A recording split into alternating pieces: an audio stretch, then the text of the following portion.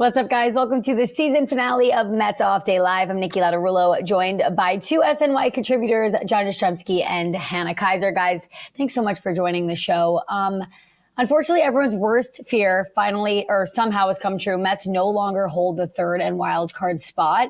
Dropped two straight to the Nationals. Now they're tied with the Reds for the third spot. But remember, Cincinnati owns the tiebreaker because of their head-to-head record, which means right now the Mets are on the outside looking in. So, JJ, I'll start with you. Only 6 games left in the regular season. What do you think the Mets' chances are of making the playoffs? Well, I'll talk in odds terms, Nikki, because the odds makers in Las Vegas and at FanDuel and at DraftKings and at MGM and all these places, they've had the Mets favored to make the postseason basically the entirety of this season. Well, for the first time on Monday, the Mets are now plus money at plus like 136 or plus 138 to go and be a playoff team. Well, in layman's terms, what does that tell you? It tells you that the Mets have fallen off a cliff. The fact that the Cincinnati Reds are now favored to go and make the postseason, it should have you with a whole lot of sleepless nights. It should have you absolutely sick to your stomach. And the sad reality for the Mets going into these final 6 games of the year is that they no longer control their own fate. So, yeah, it's all on good. The Mets have to go and play good baseball. Yes, there is a pathway for them to go and make the postseason. But let's not ignore reality. The Mets have been, statistically speaking, one of the worst teams in baseball over the last 4 months. That is not exaggeration. That is not hyperbole. I understand how much talent is on this roster. They are double-digit games under 500 since the month of June. So it's asking a lot of a team that has not been able to find answers to now basically snap their finger, wave a magic wand, and figure out how they're going to go and make up this ground, which is, again, not a whole lot. It's very manageable mathematically, but the eye test tells you there's a whole lot not to like. Yeah, Hannah, I think I saw something that said the Mets were in a playoff spot since April 5th, and this is the first time they're actually out of it. What do you think about their chances? So it's interesting that the odds makers like the Reds a little better because Fangraph playoff odds still have the Mets with 51% chance of making the playoffs and the Reds with 42% chance of making the playoffs. So the Fangraphs, the sort of statistical modeling that's looking at the teams themselves still says this Mets team is a better team, but those models are pretty inertia prone. They change very, very slowly. They're not working off the eye test. Those models are saying, listen, true talent wise, if we just look at these two rosters, Cincinnati Reds versus New York Mets, it feels like the Mets should have a better chance. But that's kind of how the Mets have been talking these last couple of months, where, as JJ said, they have been playing pretty poorly and just not looking like the talented team that it should be when you look at the roster. So I think that's interesting that, like, even down to the wire, the prediction models are saying this Mets team is talented, but if you're watching this Mets team, you're saying this talent doesn't always come together in a successful way. I still think that Fangraphs is right. I'm in that same sort of, this team feels like it is just more talented than the Cincinnati Reds. I'm actually a little bit more concerned about the Arizona Diamondbacks. I think that's a really good team. That lineup is good. But just looking at the Reds versus the Mets, I still feel like the Mets are the more likely postseason team, but they have played themselves into a really tricky spot at this point. Yeah, it's honestly crazy we're having this conversation because we were like, oh, the Nationals are coming up. They should be fine. But losing 2 out of 3 to the Nationals, and they already lost 2 out of 3 to the Nationals the last series. So it's just almost like, how did they get themselves in this situation? So they close out against the Cubs and the Marlins. The Reds face Pirates and Brewers. JJ, which of those teams have an easier path down the stretch? Well, it depends on what you mean by easier because, look, Milwaukee is clearly the best team out of anybody you'd be matching up with, but we have to question motivation. Are the Milwaukee Brewers of the final 3 games of the year going to be real motivated to play their very best? Are they going to be lining up pitching? Are they going to be giving guys maintenance days knowing, hey, we have everything wrapped up going into the final weekend? I would be petrified of the Miami Marlins. That is a team the Mets are playing over the weekend. They've won like 10 out of their last 11. They've played really, really good baseball. They've exceeded a whole lot of expectations. And I don't want to be the Grim Reaper, but we've seen a couple of Met years in the past, 2007, 2008, I know the script was Shea Stadium. I know the venue was New York City, and it was the Marlins coming to town. But we've seen these years where the Marlins go and end the Mets a year, and it caps off a collapse. I don't love that juju. I don't feel good about that notion and that narrative. But one thing that the Cincinnati Reds have working against them, the Pirates stink. They are going to face Paul Skeens on Wednesday. So you're going to need the big boy to come through in a big way. But all of this is irrelevant as far as path is concerned, gang, if the Mets do not go and play winning baseball. We could talk about schedules. We could talk about who has motivation, who doesn't have motivation. If the Mets do not play a good brand of baseball over the final week of the year, they're not making the playoffs. It's as simple as that. No, I agree. I think it's one of those situations where the Mets could have the easiest schedule, but we know they can lose to easy teams, and then they can go and beat really good teams. So for the Mets, I don't really think it matters who they're playing. They just have to play their best baseball. So, Hannah, that leads me to my next question. Do the Mets need to win out in order to get into the playoffs?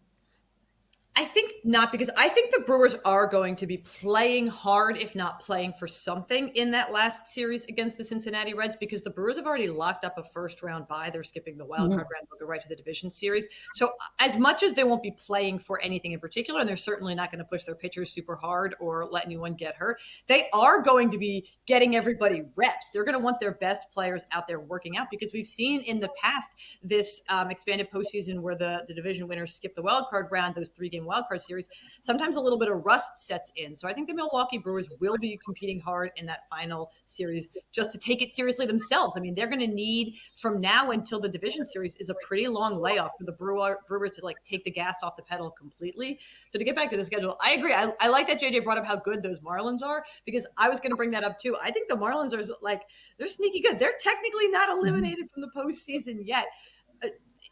I don't think the Mets need to win out completely. They do have to face Paul Skeens. The Reds are facing Paul Skeens. They're going to face this really good Brewers team that I do think is going to be playing competitive baseball.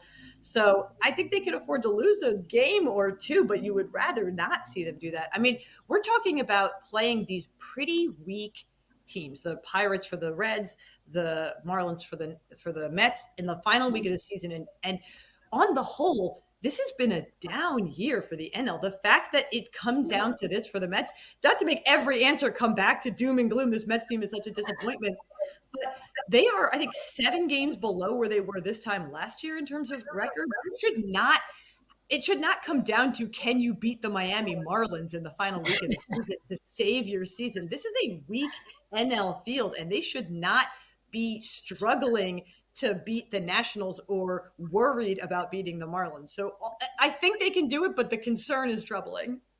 Yeah, and the concern pretty much this whole season, or at least the back half of the season, has been the starting pitching and how they can't get deep into games, and the bullpen really can't carry them. So, JJ, do the Mets have the starting pitching to carry them through this next stretch of whatever, 5, 6 games?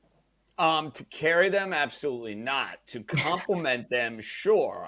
It's going to be a team effort. The Mets do not look at their complexion of the team and say, wow, our starting pitching is the strength of our team. It's the big 4 guys you have in the lineup. It's Edwin Diaz closing out games. And look, having Nolan McLean pitching the way he has been able to pitch is a major, major asset. But let's just look at Tuesday night starter David Peterson as a perfect example. David Peterson was an all-star in the first half of the year. In the second half of the year, he's been dismal. I mean, he's not been able to go and get anybody out. So I think if you're looking at the Mets playing well over this final week, yeah, they're going to have to get well-pitched starting games. It's going to help the cause. It's going to make the Mets look like a better baseball team. But from what we've seen over the last 3.5 months, does anybody expect the Mets to roll out 6 top-notch exemplary starts? I, for one, don't see that. They're going to need a bullpen to come through. They're going to need a lineup, more importantly, to come through, and hope that they're playing fundamentally sound baseball. It is crazy thinking about how this final week is going to play out. And those 3 guys right there, you see all the youngsters, they're all up. They're all part of this thing. They're going to have to be a monstrous part of this thing, because basically it's like, hey, young bucks, it's you and the mound, or it's your performance or lack thereof, either putting us in or keeping us out of the postseason. Crazy world.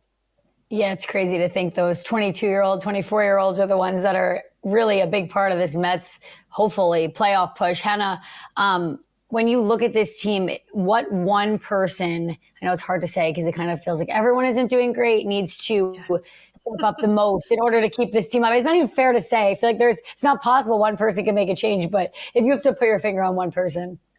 JJ brought him up. I was going to talk about David Peterson as well. First of all, I think he's the only one. We don't exactly know. They haven't announced their pitching plan, but from the looks of it, he's the only one who's going to make 2 more starts in the final week. So just by virtue of appearances, he's got a chance to change the sort of landscape a little bit. But just he should be that should give you confidence. Like from last year's All-Star game through the end of July this year, David Peterson had a 2.74 ERA over 210 innings. He was the 6th best starter in Major League Baseball by ERA. That was a long stretch. That's middle of last year to middle of this year. You would have said, we feel great about having him make 2 of our final 6 starts. Since the start of August this year, 6.99 ERA, almost a 7 ERA. That is a huge swing in terms of just the confidence you feel about those starts from David Peterson, what it means for the bullpen, what it means for the rest of the starters. I mean, they don't have Kodai Senga, the best version of Kodai Senga. They don't have the best version of Sean Manaea. Clay Holmes was such an interesting and exciting pitcher at the beginning of this year when they converted him from a reliever, but we're getting really, really deep into sort of how many innings past his career limit we can get. David Peterson, that should be your steady grown up in the rotation. So I think it comes down to, can he bring the guy who he was for a full calendar year up until the last 2 months? The grown up. We have the kids, and then we have the grown up starters, and the grown ups haven't been pulling their weight. The Mets also haven't had the best of luck. We know they haven't been playing great, but some things just don't seem to go their way. Last night, Jacob Young made that catch off the wall, bounced it off his foot, got Brett Beatty out. You're going to see that right here. Gary Cohen said maybe the fates aren't in the Mets' favor. JJ, does it feel that way, or has this collapse been self-inflicted with just playing bad? So when it comes to Sunday's game specifically, yeah, when you're seeing a guy like that playing hacky sack and making an unbelievable defensive catch, it kind of makes you think it's not meant to be, especially when he goes and makes this spectacular play on Francisco Alvarez in the 9th inning. But as far as what we've seen over the last 3.5 months, no, I don't think it's fate. I think it's just bad baseball. That's what the Mets have delivered as far as the product on the field is concerned. They have not hit with runners in scoring position to a high enough level. Their starting pitching has fallen off a cliff. They have not had answers within the bullpen. And recently, they've played a sloppy brand of baseball. They were incredibly sloppy in the game they played on Saturday that, let's be honest, they had absolutely no business losing. So I don't look at it and say, yeah, it's fluky what has happened to the Mets, because the evidence in the body of work over the last couple of months has kind of gotten us to this point. And if there's something remarkable about where we stand going into the final week of the season, with the way the Mets have played, they should be dead. Let's acknowledge this. The fact that the Mets are still mathematically alive and basically within a game of the Cincinnati Reds, it's troubling, disheartening, sickening from where the Mets were in the month of June. That's true. But statistically, you play like this for 3 or 4 months, you don't make the playoffs. That's just usually how baseball works. Yeah, I was actually thinking about that when we started the show, and I was like, wow, it's crazy. They're even like still in this playoff run. It brings me to this. Back on June 12th, the Mets were 45-24. That's 21 games above 500. Right now, they're just 4 games above 500. So it goes to show that, thank God they built themselves that lead, or they would have been so out of this a long time ago. So Hannah, if they missed the playoffs because they were once 21 games above 500, is this the worst collapse in franchise history, in your opinion? Well, that depends. What feels worse, Mets fans? A rapid collapse or a slow unraveling? What was it? The 2007 collapse where they were up by a bunch and they lost it all to the Phillies in that final 2 weeks. I'm remembering that positively from Phillies perspective. Yeah, with the 7-game lead in the division on September 12th, the Mets lost 12 of their last 17. That collapse was probably more, I don't know, collapsy. But this gets back to what JJ was just saying. This is just a bad season. This is a bad team. At some point, what was the demarcation line? That post-June demarcation line matters more than what you did beforehand. So this is maybe the more if they miss the postseason, I think this is the more disappointing season on the whole, because they should have never. it should have never come this close. You shouldn't be able to collapse. I hate to bring up the payroll, but they're such an expensive team. They're such a talented team. They did build that cushion. I think it's less about this collapse in the final month and more about just what is wrong with the construction of this team that they could lose such a big lead so steadily over those final few months. And the fact that the NL is weak, and the fact that they were once in the lead for the NL East, like it was just like death by a thousand cuts. I feel like slowly and slowly you were like, oh, I don't know if they're going to come back from this. And that might lead us to Carlos Mendoza. A lot of people are putting the blame on him. JJ, do you think that the second half struggles are really like more than the second half struggles fall on him? And do you think if the Mets don't make the postseason, he should be fired or he will be fired? I do not think they will make a managerial change because there was just too much goodwill from Mendoza's first season. Steve Cohen is a guy who wants to win. I think he has a very aggressive approach as far as spending money. But I also think when it comes to people that he employs, and David Stearns and Carlos Mendoza kind of fit this description, he has shown a decent amount of patience. And I think he believes in what the Mets are trying to build from a long-term vision, long-term future. Now, let me make something clear here. Despite the fact that I don't think the Mets are going to make a managerial change, when your team plays like this over 3.5 or 4 months and you're the leader of the team, it's your responsibility to try to figure out what's going wrong and how can I get my team out of it. Do I think Carlos Mendoza's had a particularly good season? No, I don't. And I think the sloppy play and I think what you've seen over the last few weeks, and a man who continues to come up to the podium, and I know he's not swinging the bats, I know he's not pitching, I know he's not fielding, but it's your baby. It's your team. It's your show. And when the product is what it is and there's no answers, you got to take a hit for that. Doesn't mean you get fired. I don't think that should be the case for Carlos Mendoza after this season. But I don't know how you can look at his job performance or anybody within that organization's job performance. If they miss the postseason, this 2025 season is an unmitigated disaster. Case closed. Yeah, Hannah, if you're a Mets fan, do you want him to be fired? Is he to blame? Like, if you're a Mets fan, you're watching this collapse, whose fault is it? I understand that if you're a fan, you probably want someone to be fired because it does feel like an unmitigated collapse. I don't think it is Carlos Mendoza's fault. It's tricky. We really don't know.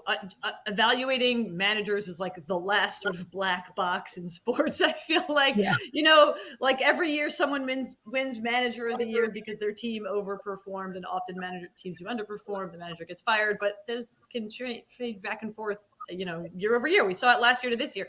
I would not put too much of the blame. We're going to get into this. I think that the way the pitching staff was constructed was a flaw, and it was a flaw a lot of people saw, and it was a flaw a lot of fans had frustration with, and that is a particularly tricky spot for a manager to be in. Listen, I don't know what he was supposed to do when all the pitchers coming back from injury were performing so poorly. The team was reluctant to call up the rookies, whether or not that was merited, because listen, the way they've handled the rookies has obviously panned out okay so far, so maybe that those extra few weeks in the minors was necessary.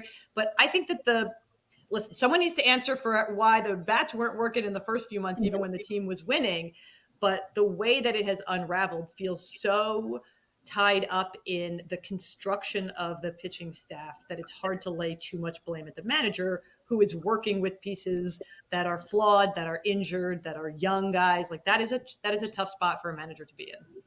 Well, I'm going to let you just continue with what you were saying. So looking back, what do you think they could have done differently to avoid that slide? Do you think it was constructing the starting rotation, or do you think not calling up the rookies? Like when you say that was flawed, how would you avoid that? More pitching in the offseason would have been great. I think everyone was asking for that. But even I think that I understand the way that David Stearns likes to construct a pitching staff is a little bit riskier. He's looking for upside. He's looking to piece it together. He's looking to convert relievers to starters and have that pan out. And it did super well last year, and it did okay at the beginning of this year. I would have brought up, we talked about this, I'm sure, on BNNY points. I would have brought up at least one of these rookies when all those guys were on the aisle. So when Senga and Benaya were initially hurt and they were really going sort of start to start, how do we get through every 9 innings every night? They were really reluctant to bring up the rookies. And it doesn't feel like that's when the team collapsed. It's felt like it's been more recent. But a win an extra game there, you're in a different position now. So I would have called up the rookie sooner or been a little bit more aggressive at the deadline with starting pitching. I know there wasn't a lot of starting pitching moved. I'm sure that's because they were asking really high prices for guys like Zach Gallen. But like, you take a look at Shane Bieber. The Blue Jays took a flyer on Shane Bieber, who was coming back from injury. He hadn't pitched at all this year, and he's been really solid for Toronto. That unwillingness, I guess, to sort of go bold when it comes to finding starting pitching at the deadline, that's come back to bite them. Yeah, I do agree with the younger pitching. At least call one of them up, so then it didn't seem like everyone was coming up at once. But yes, neither here nor there. Hopefully, it doesn't come back to bite them, and they do make the playoffs. But let's take a look ahead at next season. Maybe when the season is behind us and things work out. Pete Alonso expected to opt out of his contract this offseason. JJ, do you think this will be another long, drawn-out, high-profile free agency process, or do you think the Mets right away will try to lock him up and give him the money he wants? So maybe this is the optimist in me coming out. I can't imagine it's going to be the dog and pony show it was last year. I just can't. Pete's had such a productive season. He's so important and so crucial to what the Mets want to be from an offensive standpoint. And he means a lot to the fan base. He should be a guy that's a lifelong Met. This is a guy you don't mess around with. Pete Alonso should be a Met. Let's not beat around the bush. Lock him up 4 or 5 years, not have a repeat of what we saw last year in the offseason. And from Pete Alonso's standpoint, I have to assume after a far more productive 2025 season, his interest level is going to be far greater and far more significant than what it was a year ago. So let these teams drive up the price. Steve Cohen and David Stearns, financially speaking, run an organization that can afford to keep them, and let's not mess around. Pete Alonso needs to be a Met. Yeah, Hannah, I mean, like JJ just said, he had much better year this year, batting .321 in his last 15 games. Like, he's been the one that's kind of been producing hot and cold, though. Do you think his market value will be higher than last offseason? I think his market value will be higher from a AAV, an average annual value perspective. I worry that Pete himself is looking for a longer contract than teams are necessarily comfortable giving out to first basemen in their 30s. I hope that the Mets get it done quickly, because I agree with JJ that if you're David Stearns after this season, regardless of how this next week plays out, I don't know how you face the fan base and say we can do without Pete Alonso. You quite clearly cannot.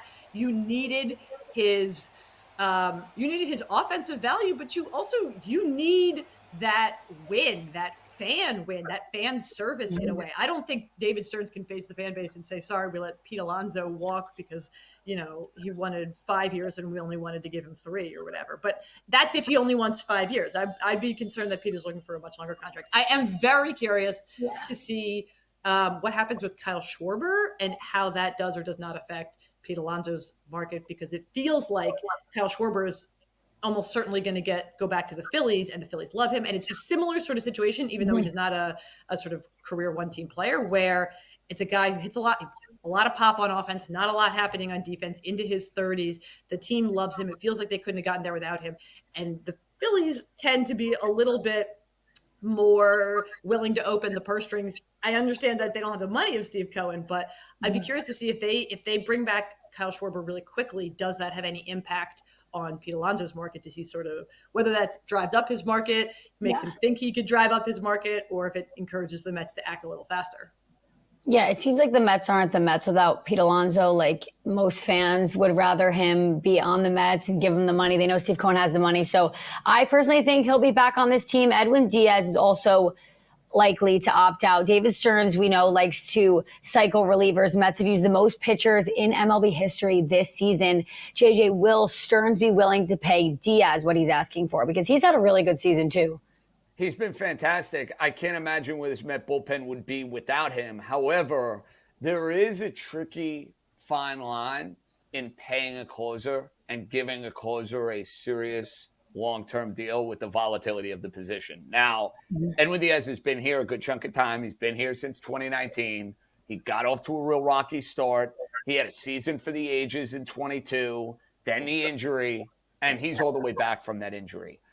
Here's the problem. The 2026 Mets are really going to need Edwin Diaz, but if Edwin Diaz is looking for 4 or 5 years, that's where, as an organization, you have to sit there and say to yourself, do we want to take a chance here that we're going to be eating a whole lot of money in year 3, year 4, year 5 of that deal? Because the history of the relief pitching and the closing would tell us that we probably are. So, look, I love Diaz. I don't know if the Mets can replace Edwin Diaz, so it's not my money. I'd bring him back. But I would say there should be a buyer beware attached to his label. If you're giving him a long-term contract, just know the back end is not going to look nearly as good as the front end. Just saying.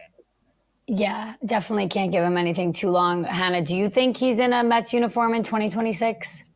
I don't. I'm with JJ. It's not my money. I would love to bring Diaz back. I'm very emotionally invested in the Edwin Diaz journey. I don't know why. Something about the injury at the WBC just made me really affected me. I was like, God, is he ever going to come back? And you're right, JJ. He has. And I hope the Mets make a deep, exciting postseason run and he gets to go out on top. I think that David Stearns doesn't really want to pay for starting pitching, doesn't really want to pay for relief pitchers, and doesn't really want to pay for aging sluggers. And I think he's going to have to pay for 1 or 2 of those positions this offseason. And I bet that it's not bullpen. Yeah, that kind of leads me to my next question. Looking at the bigger picture, JJ, I'll go to you, and then Hannah, you could jump in. Do you think that they make a big splash in free agency, or they have this younger core and they kind of will like lean on those guys that have already dabbled in the big leagues this year? So if this season ends up floundering over the final week of the regular season, we're talking about the Mets either not making the postseason or going out quickly, let's say in a 3-game series to the Los Angeles Dodgers. I almost feel as if Steve Cohen is going to need to go and make that big splash in some capacity. What that might be, not sure at the moment, but there will be a move where Steve Cohen has to say, okay, you're spending a ton of money on tickets. We went and got Juan Soto last year in the offseason. I don't know if there's a Juan Soto equivalent. There probably is not, let's be honest. I mean, the idea of taking Juan Soto away from the Yankees and putting him in right field, I mean, that is as Broadway as it gets. I don't know if you have that Broadway type of offseason move, but knowing the way Steve Cohen thinks, as far as just observing him own a baseball team. I'm not spending one-on-one meetings with Steve Cohen, but watching the way his baseball team has been run since he's taken over the New York Mets, my gut would tell me some sort of big splash would happen. Yeah, Hannah, do you think if it gets to that, they'll end up going the free agent route, and if so, who do you think you could see them trying to grab? I think Pete Alonso is the free agent splash. I think they're hoping that's the one that the fans are okay with. Because listen, I really do think that the offense, there's always holes you can fill, but they built a strong offense intentionally. The Juan Soto, they're not going to be able to add someone of that caliber offensively. I always think you need more starting pitching. I would love to see them add a starting pitcher, but I have to admit that what we've seen from Jonathan, Nolan McClay, and Brandon Sproat these last couple of weeks does give me some confidence that they have in-house options. I think obviously they'll need to, I think they'll let Diaz walk, and I think they'll need to rebuild the bullpen a little bit. What they did with Ryan Helsley at the deadline, that didn't work. So they're going to need to find someone cheaper than Edwin Diaz, but more exciting and something of a little bit of a sure thing in the relief market. I don't know. I think if fans are looking for a splash, I hope they're excited about Pete Alonso coming back, because that feels like the likeliest splash. Yeah, maybe this season was just a fluke and then everybody plays up to their potential next season and there's no barely making it into the postseason. So let's just look ahead one more time to the end of the season. 6 games left. Final predictions from both of you. Here's the end of the season. They got the Cubs and then they got the Marlins, and then we don't know if they're going to make the playoffs. JJ, how does this season end for the Mets if you had a crystal ball? Gang, I hate doing this because I feel like I have minimized the Reds and I've minimized the Diamondbacks and the entirety of the National League feel. I hate to be the Grim Reaper, but I'm going to be the Grim Reaper. I don't think the Mets are making the playoffs. I don't like the vibe. I don't like where we're at. I guess. Gang, they've not been a productive team on the road. They're going to have to go now and play 6 road games. Realistically speaking, I think 4-2 minimum gets you into play. I think 4-2 you have to go to feel confident you're getting in. You might need 5-1. Have we seen that sort of stretch within the Mets on the road recently? The answer is no. Go shut me up. Go prove me wrong. I'm highly skeptical we're seeing a playoff team. Hannah? I know, we both were like, what? I think they go 4-2, but now you've convinced me that they're going to go 4-2 and miss the postseason. I think they go 4-2. The Reds go 4-2.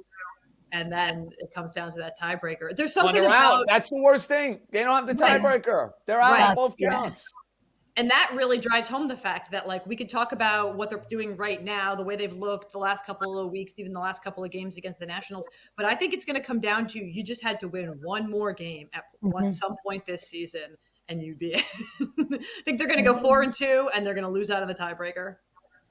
I think they're going to make it. I just think this team, as much as they've stunk and as much as they haven't had the vibes, I think somehow they're going to pull it out, and we're just going to be like, okay, of course they did that. And then I kind of feel like they're going to make a run in the playoffs. I don't think they're going to win the whole thing, but I just feel like a playoff run is going to happen. There's no way this team misses the playoffs. That would be shocking to me, but who am I to say? I'm just guessing, but I just can't picture them missing the playoffs. So hopefully we look back at this and I'm correct, but who knows, guys. So like we said, Mets open their second to last series tomorrow. Cubs, Chicago, David Peterson expected to make the start if nothing crazy goes awry. But that is it for Mets Off Day Live. This is our season finale. Huge thank you, JJ and Hannah, for joining us, and all the contributors that have joined us on the show. Thank you, everyone, so much for watching. And we will see you back here next season, hopefully with good news of how this season ended.